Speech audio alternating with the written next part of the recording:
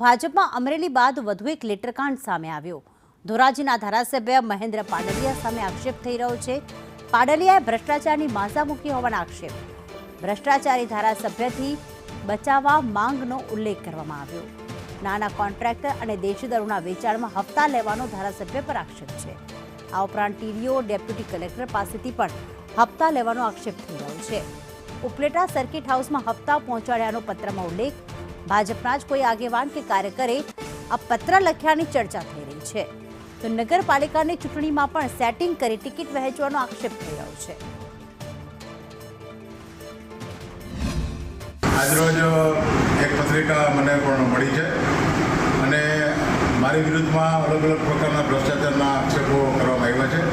આ બાબતે મારે સ્પષ્ટ કહેવાનું છે કે આ કોઈ પણ આ પ્રકારના આક્ષેપોમાં કોઈ તથ્ય નથી અને આ આક્ષેપો બિલકુલ પાયાવિહોણા અને કોઈ હિતશત્રુ અને કોઈ દ્વેષ અને ઈર્ષાથી પીડાતા કોઈ વ્યક્તિ આ કરેલા હોય એવું લાગે છે અને આ બાબતે મેં જિલ્લાના એસપી સાહેબને પણ ફરિયાદ કરી છે। તો આ બાબતે એસપી સાહેબે પણ વિનંતી કરી છે કે તાત્કાલિક આ બાબતે જે કંઈ આ પત્રિકાને આ બધા જે ડોક્યુમેન્ટ આપ્યા છે તેમાં કાર્યવાહી થાય અને આની સામે સખતમાં સખત પગલાં લેવામાં આવે।